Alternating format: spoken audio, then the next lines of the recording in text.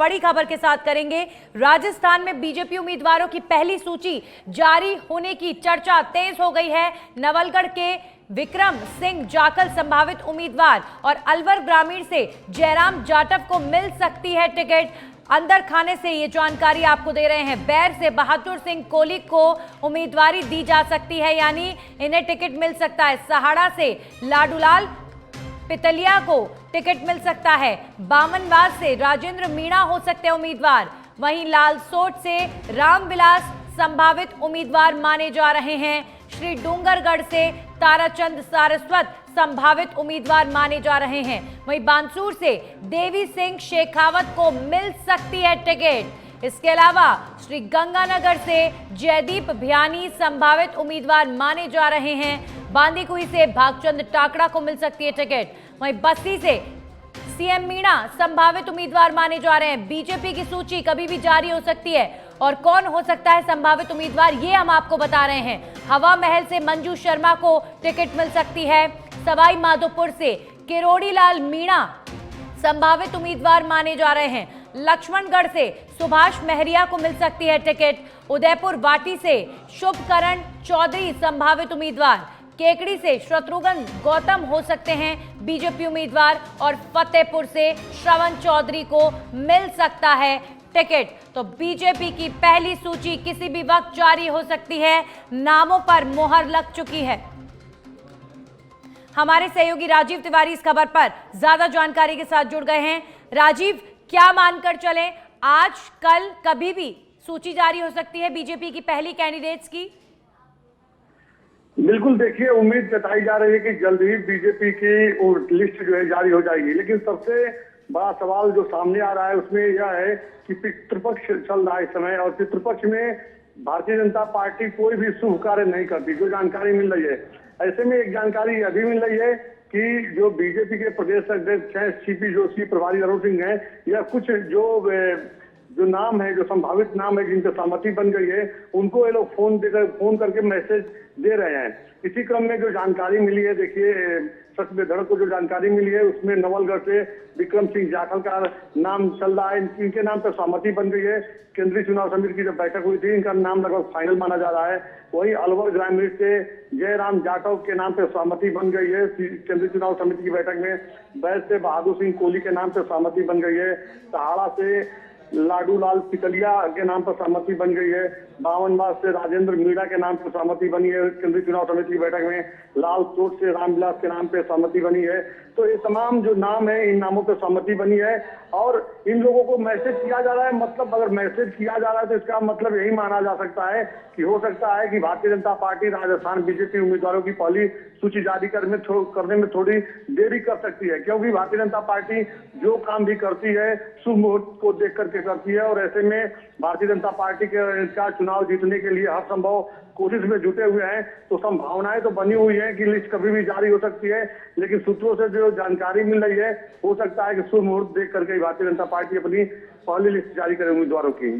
जी बिल्कुल राजीव, शुभ मुहूर्त देखा जाएगा। पितृपक्ष में हो सकता है बीजेपी अपनी सूची जारी ना करे, लेकिन अंदर खाने से ये जो जानकारी सामने आ रही है संभावित उम्मीदवारों की, किरोड़ी लाल मीणा सवाई माधोपुर से चुनाव लड़ सकते हैं। नवलगढ़ से विक्रम सिंह जाखल का नाम सामने आ रहा है। और इसके अलावा जो जानकारी है कि बीजेपी के जो तमाम बड़े चेहरे हैं वो सभी मैदान में जरूर नजर आएंगे। बिल्कुल बिल्कुल सही कहा आपने। देखिए, भारतीय जनता पार्टी पूरी तरह से राजस्थान में चुनाव जीतने के लिए हर संभव कोशिश में जुटी हुई है। यही वजह है कि तीनों जो केंद्रीय मंत्री हैं, केंद्रीय मंत्री अर्जुन राम मेघवाल, केंद्रीय मंत्री गजेंद्र सिंह शेखावत और कैलाश चौधरी, केंद्रीय कृषि मंत्री कैलाश चौधरी, इन तीनों लोगों को चुनावी मैदान में उतारा जाएगा। इनके साथ ही जो है राजस्थान के जो कद्दावर नेता है, सांसद हैं, जिनका क्षेत्र में ज्यादा पकड़ है, बाबा बालकनाथ जो अलवर के सांसद हैं, उनको भी चुनावी मैदान में उतारा जाएगा। लगभग उनके नाम पे भी सहमति बन गई है। दिया कुमारी सांसद हैं, इनके नाम पे भी सहमति बन गई है। मनोज राजौरिया, इनके नाम पे भी जो जानकारी मिले, इनको भी चुनावी मैदान में भेजा जाएगा।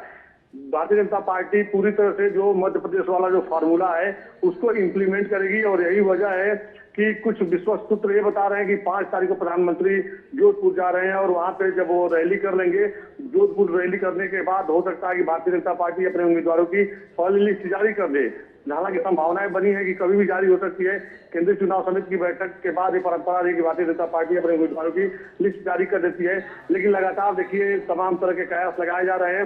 लेकिन इतना जरूर है कि प्रधानमंत्री जोधपुर जा रहे हैं तो उसके बाद उम्मीद जताई जा रही है कि उम्मीदवारों की पहली लिस्ट आ सकती है। इसमें इस पहली लिस्ट में जो तीनों केंद्रीय मंत्री हैं इनके नाम शामिल हो सकते हैं, जो जानकारी मिल रही है। ये कहां से चुनाव लड़ेंगे इसको लेकर के अभी पूरी तरह से पार्टी तैयारी में जुटी हुई है, क्योंकि अगर बीकानेर पूर्वी से जो जानकारी मिली है, बीकानेर पूर्वी से जो है अर्जुन राम मेघवाल को चुनावी मैदान में उतारा जा सकता है। वहीं गजेंद्र सिंह शेखावत की भी बात सामने आ रही है, उनको भी जो है जोधपुर से उतारा जा सकता है। कैलाश चौधरी को बाड़मेर से उतारा जा सकता है। इन लोगों को उतारने से भारतीय जनता पार्टी को ये लग रहा है कि ये तीनों केंद्रीय मंत्री अगर चुनावी मैदान में बिल्कुल राजीव, और एक और बात जो बीजेपी के अंदर खाने से लगातार सुनने को मिल रही है वो ये कि जो कांग्रेस के कद्दावर नेता हैं वो जिन सीटों से लड़ेंगे वहां कोई लूप होल नहीं छोड़ेगी बीजेपी, यानी कोई कमजोर उम्मीदवार अगर वो वहां से कद्दावर उतर रहे हैं, वहां से जो बड़े चेहरे हैं वो चुनाव लड़ रहे हैं, तो बीजेपी भी अपने बड़े चेहरे को ही उन सीटों पर टिकट देगी। इस तरह की खबरें भी हैं।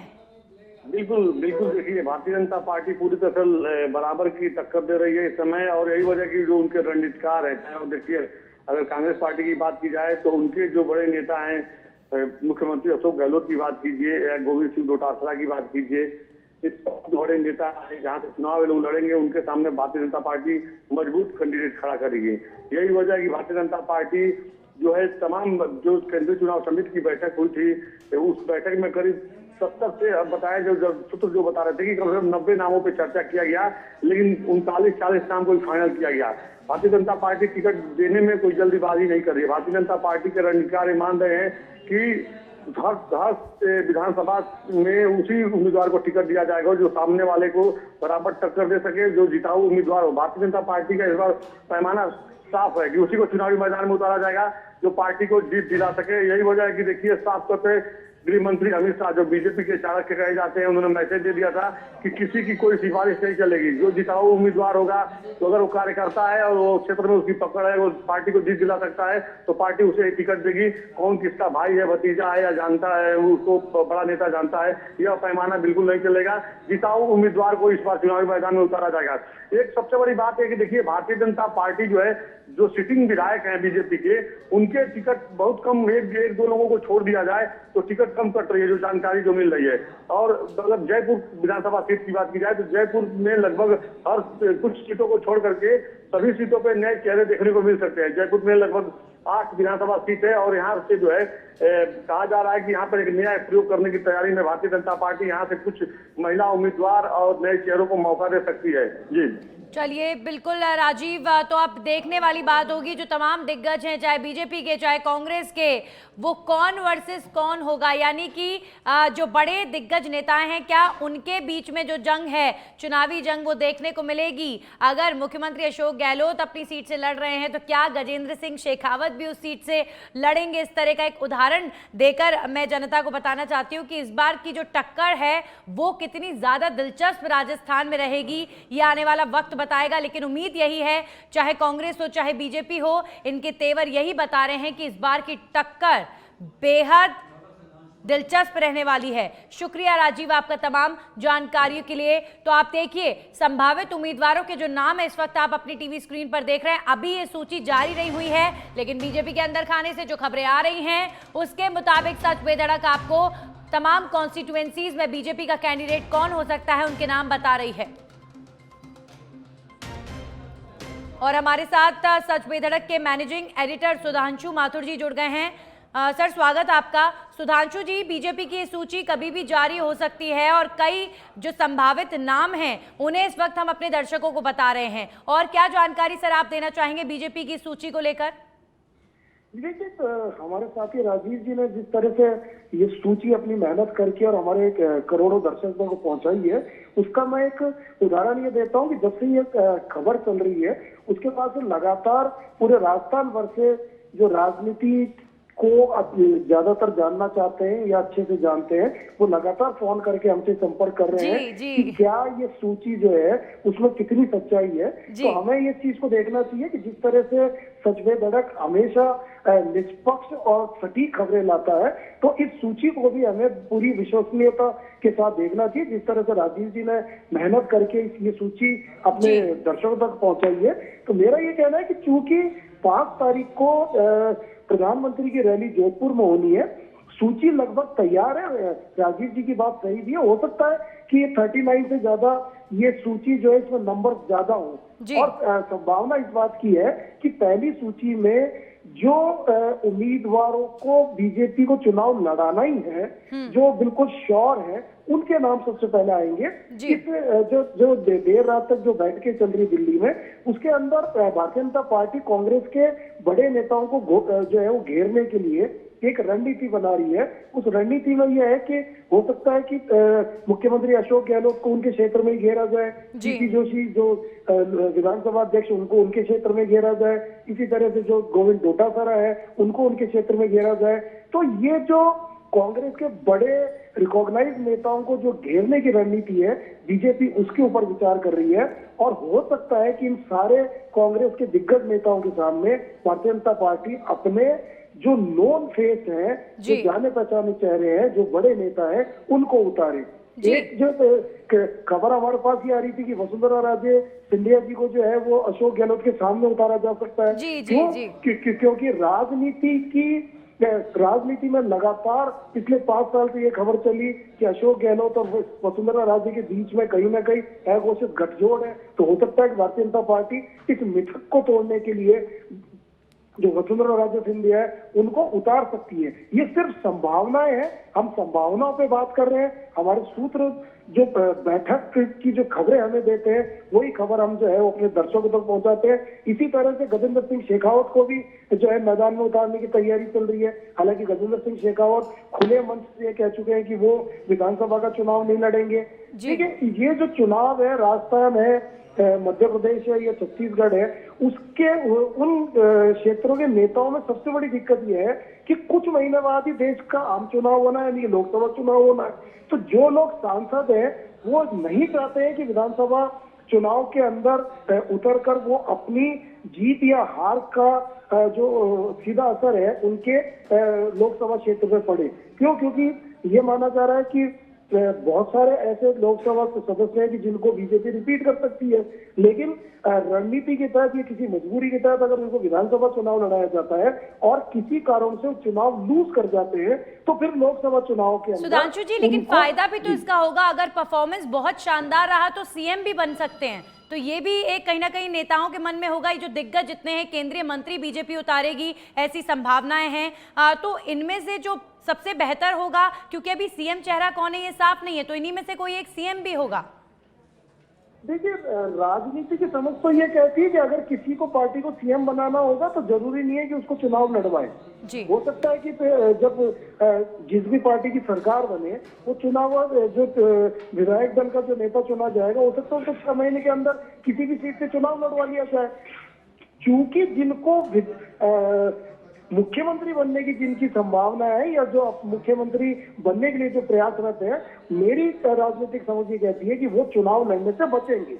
इसलिए बचेंगे कि क्योंकि आज राजस्थान के अंदर जो कंटेस्ट है वो परंपरा वाला कंटेस्ट नहीं है कि एक बार बीजेपी और एक बार कांग्रेस। इस बार का जो कंटेस्ट है, पिछले 30 साल की राजनीति में जो मैं देख रहा हूँ कि पहली बार ऐसा लग रहा है कि राजस्थान के अंदर चुनाव नेक टू नेक फाइट है। कोई ये नहीं कह सकता कि सरकार किसकी बनेगी, कोई ये दावा नहीं कर सकता है कि इस प्रदेश पे आने वाले 5 साल के अंदर राज कौन करेगा। तो जब नेक टू नेक कंटेस्ट है तो बड़े नेता जो है चुनाव लड़ने से स्वेच्छा से बचेंगे। हाँ, पार्टी का आदेश होगा तो उनको लड़ना पड़ेगा। तो पार्टी भी ये चाहती है कि बड़े चेहरों को उतार कर और कांग्रेस को चौतरफा घेरा जाए। जी जी बिल्कुल। सुधांशु जी, ये तमाम जो दिग्गज चेहरे हैं उनके बारे में आपसे जानना चाहेंगे, चाहे गजेंद्र सिंह शेखावत हो, अर्जुन राम मेघवाल हो, चाहे दिया कुमारी हो, वसुंधरा राजे हो, इन तमाम नेताओं की जो संभावित सीटें हैं उन्हें लेकर सर क्या दिल्ली से जानकारी अंदर खाने से, क्योंकि ये जो सूची संभावित उम्मीदवारों की मिली है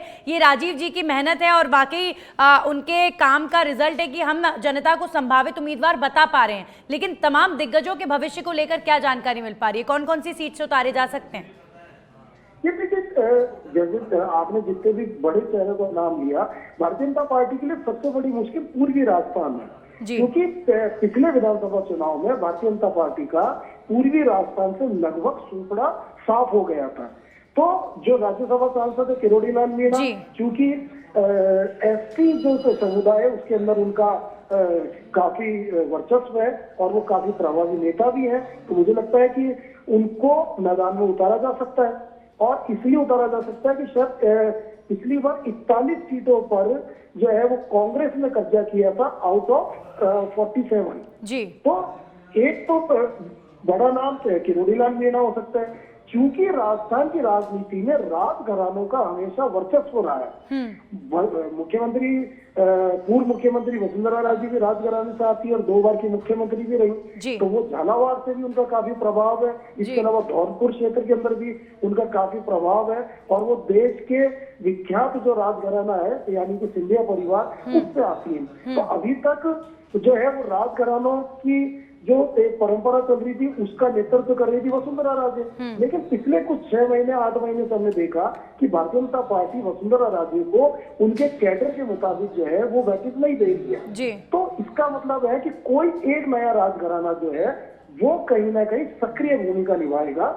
जिस तरह से हमने पिछले नरेंद्र मोदी की जो पिछली 2-3 सभाएं देखी, मंच के ऊपर जिस तरह से दिया कुमारी सक्रिय नजर आई, तो ये माना जाना चाहिए कि जयपुर राजघराना जो है हो सकता है कि इस बार के चुनाव के अंदर भारतीय जनता पार्टी का राजघराना चेहरा हो। हालांकि बीकानेर राजघराना भी है, लेकिन जिस तरह से सिद्धि कुमारी आमतौर पर निष्क्रिय ही जो है वो मानी जाती है विधायक के तौर पर, तो मुझे लगता है कि दिया कुमारी एक बड़ा चेहरा हो सकती है वसुंधरा राजे के ऑप्शन के तौर पर। क्योंकि अशोक गहलोत मारवाड़ से आते हैं, जोधपुर से आते हैं, गजेंद्र सिंह शेखावत जो कैबिनेट मंत्री हैं, एक युवा नेता के तौर पर उनकी छवि है, तो अशोक गहलोत को रोकने के लिए या अशोक गहलोत को घेरने के लिए गजेंद्र सिंह शेखावत को भारतीय जनता पार्टी मैदान में उतार सकती है। इसी तरह से सीपी जोशी को, क्योंकि सीपी जोशी बहुत कद्दावर नेता है, कांग्रेस के विधानसभा अध्यक्ष भी है और जो है उनका लगातार उनका नाम कहीं ना कहीं सुर्खियों में रहता ही है, तो सीपी जोशी को उनके क्षेत्र में घेरने का, क्योंकि सीपी जोशी ब्राह्मण नेता है और कांग्रेस अपने बड़े ब्राह्मण नेता का पूरे राजस्थान के अंदर जो है उपयोग करना चाहेगी ब्राह्मण मतदाताओं के ध्रुवीकरण में। लेकिन मुझे लगता है कि अगर सीपी जोशी के सामने कोई कद्दावर नेता भारतीय जनता पार्टी उतारेगी तो उनको फिर उलझा सकती है, यानी कि उनको व्यक्त कर सकती है अपनी सीट पर, अपनी जीत के लिए।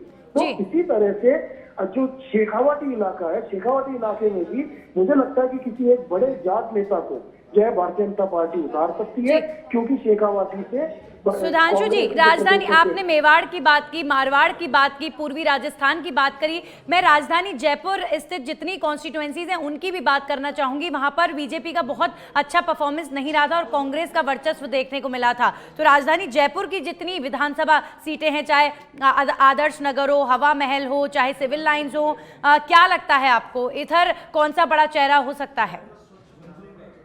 ये देखिए, क्योंकि जयपुर की जितनी विधानसभा सीटें हैं उनमें एक महत्वपूर्ण सीट होती है मालवीय नगर, जिसमें करीब 7 बार के विधायक है कालीचरण सर्राफ। क्योंकि बार बार ये राजनीतिक गलियारों में चर्चा थी कि कालीचरण सर्राफ, इसमें कोई डाउट नहीं है कि उनकी जीत की हमेशा गारंटी रहती है, लेकिन उनकी उम्र जो है वो भारतीय जनता पार्टी ने जो मापदंड तय किए हैं उससे ऊपर जा रही है। तो हो सकता है कि किसी युवा चेहरे को जो है वो मालवीय नगर के अंदर जो भारतीय जनता पार्टी जो है वो उतार सकती है। उसके अंदर पुनीत कर्नावट जो डिप्टी मेयर है इसके नगर निगम ग्रेटर के, वो एक वो बड़ा नाम है। इसके अलावा जितेंद्र शिरमाली जो है वो युवा नेता है, वो एक बड़ा नाम है।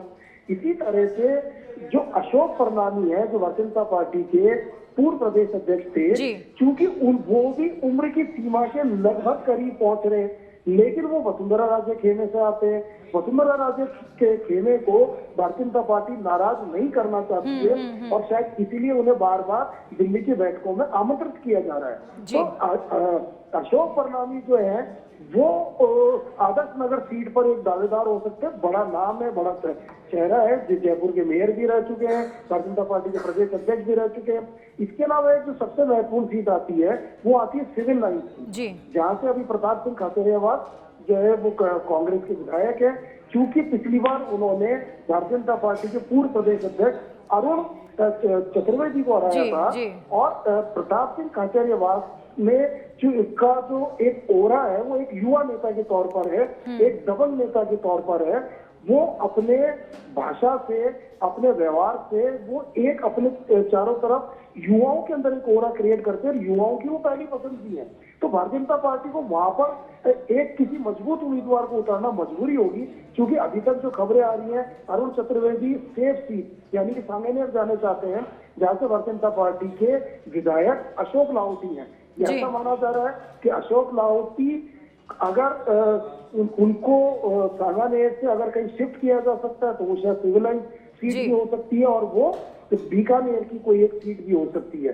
तो जयपुर का चूंकि जो चुनाव है वो काफी इंटरेस्टिंग रहेगा। भारतीय जनता पार्टी की जो कवायद यह रहेगी कि जो प्रदेश की राजधानी है उसकी सीटों पे कब्जा करके एक मैसेज दे आने वाले लोकसभा जो चुनाव होने जी। मतलब कुल मिलाकर सुधांशु जी, जहां पर ऑलरेडी बीजेपी की पकड़ बहुत अच्छी है, चाहे मालवीय नगर हो चाहे सांगानेर सीटें हों, यहां पर एक्सपेरिमेंट बीजेपी कर सकती है और यहां के जो कद्दावर नेता जो लगातार जीतते हुए आ रहे हैं उन्हें दूसरी जहां पर बीजेपी कमजोर है वहां पर उन्हें भेज सकती है, शिफ्ट कर सकती है। बहुत बहुत शुक्रिया आपका सुधांशु माथुर जी हमारे साथ जुड़ने के लिए। और ये संभावित उम्मीदवारों की जो सूची है लगातार आप अपनी टीवी स्क्रीन पर देख रहे हैं। सच बेधड़क के दिल्ली के जो रिपोर्टर है, हमारे सहयोगी हैं, ब्यूरो चीफ हैं राजीव, उन्होंने मेहनत करके अपने कॉन्टैक्ट्स के जरिए, अपने नेटवर्क के जरिए ये एक संभावित उम्मीदवार हो सकते हैं ये जनता तक पहुंचाए हैं। तो अब ये संभावित उम्मीदवारों की जो सूची आप लगातार देख रहे हैं, एक बार फिर से आपको मैं बताती हूँ, बामनवास से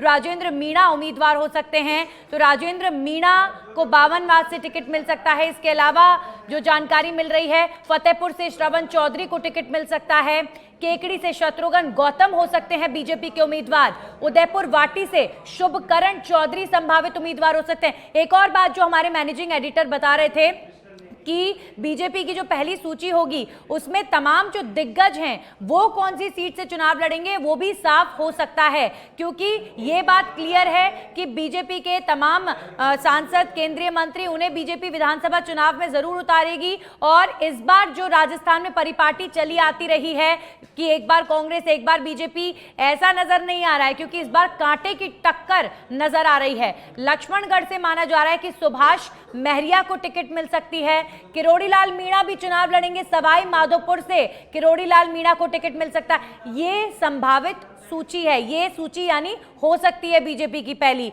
जिनके नाम हम आपको बता रहे हैं। सूची कब जारी होगी? जल्द हो जाएगी, क्योंकि अभी कह रहे हैं कि पितृपक्ष चल रहे हैं, तो हो सकता है बीजेपी अभी ये सूची सामने ना लाए, लेकिन जल्द से जल्द अपने कैंडिडेट्स का ऐलान बीजेपी कर देगी, ऐसी उम्मीद है, क्योंकि मोहर लग चुकी है फाइनल। हवा महल की बात करें तो मंजू शर्मा को टिकट मिल सकता है हवा महल से, बस्सी से सीएम मीणा संभावित उम्मीदवार हो सकते हैं। बांदीकुई की बात की जाए तो भागचंद टाकड़ा को टिकट मिल सकती है, श्री गंगानगर से जयदीप भयानी संभावित उम्मीदवार हो सकते हैं। और साथ साथ अगर बांसुर की बात करें तो देवी सिंह शेखावत को टिकट मिल सकती है, श्री डूंगरगढ़ से ताराचंद सारस्वत संभावित उम्मीदवार माने जा रहे हैं। और साथ साथ बामनवास से राजेंद्र मीणा उम्मीदवार हो सकते हैं। पितलिया जो सहाड़ा से हैं, लाडूलाल पितलिया, उनको भी टिकट मिल सकता है सहाड़ा से। और बैर से बहादुर सिंह कोहली हो सकते हैं उम्मीदवार, ये बीजेपी के संभावित उम्मीदवार हो सकते हैं। दिल्ली से ये जानकारी हमारे सहयोगी राजीव ने हमें दी है, अलवर ग्रामीण से जयराम जाटव को मिल सकती है बीजेपी की टिकट, नवलगढ़ से विक्रम सिंह जाखल संभावित उम्मीदवार हो सकते हैं। तो राजस्थान में विधानसभा चुनाव को लेकर बीजेपी उम्मीदवारों की जो पहली सूची है उसे लेकर चर्चाएं तेज हैं और संभावित उम्मीदवारों पर मोहर ऑलमोस्ट कहा जा रहा है कि लग चुकी है और ये सूची कभी भी जारी हो सकती है। एक और खास बात यह है कि जिस तरीके से मध्य प्रदेश में बीजेपी ने अपने केंद्रीय नेताओं को और बड़े चेहरों को विधानसभा का चुनाव लड़ने के लिए उतारा है, ऐसे में राजस्थान में भी यही कयास लगाए जा रहे हैं। चूंकि जो टक्कर है वो कांटे की है, तो बीजेपी अपने तमाम बड़े चेहरों को,